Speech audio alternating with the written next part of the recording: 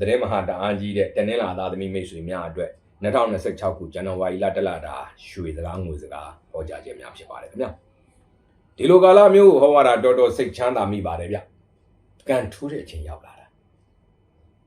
အဲ့ဒီနေအောင်ကန်နှိုးပြီးတော့ကန်ကောင်းတယ်ဆိုတဲ့ဂိမ်းမျိုးပေါ့နော်သူများတဲ့ကားတွေအတွက်ခက်ခဲထင်းကိုကြက်ကြပိတ်ဆို့နေပါတယ်ဆိုတဲ့ကိစ္စတွေတော့ကိုယ့်အတွက်လွယ်ကူချုံးမှုအဆင်ပြေနေတတ်တယ်ချီပေါက်မဲပေါက်ဆုရရာထူးတိုးတယ်လို့အမွေရတယ်လို့ကန်ထူးတတ်တယ်ပြည်တွင်းပြည်ပကောင်းသောခရီးအစီအစဉ်တွေအောင်မြင်တတ်တယ်အလူမင်္ဂလာပေါ်လန်းတဲ့ပင်အစီအစဉ်တွေအောင်မြင်တတ်တယ်ကိုအနှစ်နှစ်လာရည်ရွယ်မျှော်မှန်းနေတဲ့တန်ဖိုးကြီးပစ္စည်းတွေဝယ်ဖို့ရောင်းဖို့ကိစ္စတွေလည်းအောင်မြင်သွားတတ်တယ်ပညာရေးဆိုင်ရာကိစ္စမျိုးတွေအောင်မြင်တတ်တယ်မထင်မှတ်တဲ့ဝင်ဝင်စင်မှုတဲ့ငွေတွေလည်းဝင်လာလိမ့်မယ်ကိုကန်ကအလွန်ကောင်းပေမဲ့ဆွေမျိုးရင်းမိတ်ဆွေရင်းလှုပ်ဖို့ကန်ဘက်တို့တွေတော့ပုံပြင်တော့ကလေးနဲ့ကြီးမားတတ်တယ်ဟွာဟဲ့လူရင်းတွေကအမှုရင်းစေးုံစေးကန်နာရေးဆိုတာမျိုးတွေလာပြီးပတ်သက်ရတတ်တယ်ဒီလိုကာလမျိုးမှာနာရေးကိစ္စရှောင်သိခြင်းနဲ့လမ်းပြင်းချင်းဖောက်ခြင်းလမ်းနဲ့ပတ်သက်တဲ့ကိစ္စတွေမှာလည်းငွေအားလူအားအကြညာနဲ့မပါသေးခြင်းမူဒါလေးအနောက်ရှင်ဖြစ်စေတာလို့နော်ကဲတော့ဒင်းလာသားသမီးတွေကဘာပဲဖြစ်ဖြစ်ကန်အချင်းတွေတော့ပေးပြီကန်ကြမှာရွှေမုံငွေမိုးကတော့ရွာပြီဒီလိုအချိန်မျိုးမှာအရမီစူးစမ်းစေခြင်းနဲ့ကားတို့ရင်းတို့စက်တို့နဲ့ပတ်သက်တဲ့ရည်ရွယ်ချက်တို့ဆိုင်ကန်းတို့မြေကွက်တို့အဖိုးတန်ဖုံးတို့ပညာရေးတို့နိုင်ငံခြားတို့နဲ့ပတ်သက်တဲ့ကိစ္စတွေဦးစားပေးစူးစမ်းတဲ့ပါဒင်းလာသားသမီးတွေဒီလိုကာလမျိုးမှာကန်ရဲ့အပံမိုးရဖို့ဆိုရင်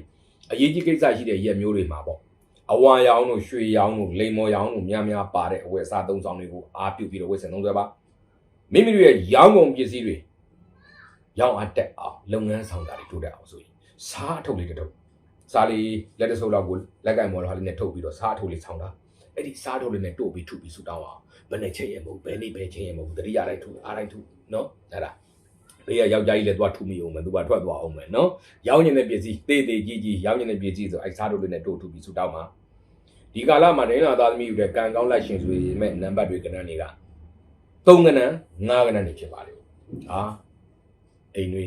နော်အစာအုပ်တွေအခန်းနံပါတ်တွေရွေးမယ်နော်ဈေးစကားတွေတတ်မှတ်မယ်အယောင်းဝယ်ချင်းချက်တွေလုပ်မယ်ဆိုရင်နံပါတ်တွေကဏ္ဍတွေရွေးဖို့ပေါ်လာရင်3ကဏ္ဍ5ကဏ္ဍတွေကကိုယ့်အတွက်ကန်ကောင်းလိုက်ရှင်ပေးပါလိမ့်မယ်ဒင်းလာသားသမီးတွေကဒီလိုကာလမျိုးမှာအရေးကြီးကိစ္စရှိတဲ့ရက်မျိုးတွေမှာဆံပြုတ်လှူဒန်းပါခင်ဗျမြောက်စွာဘုရားမှာလှူဒန်းလို့လည်းရတယ်အပေါင်းနဲ့မိတ်ဆွေတွေကိုဆံပြုတ်ပြုတ်ပြီးသားပဲဖြစ်ဖြစ်ဆံပြုတ်အထုတ်ပဲဖြစ်ဖြစ်အဲ့ဒါလို့ဆံပြုတ်ဒါနပြုတ်ကုသိုလ်ပြုတ်လှူဒန်းတဲ့ကုသိုလ်လေးပြုတ်ပြီးတော့ကံရဲ့အပံ့ပိုးရရှိကြပါစေခင်ဗျာ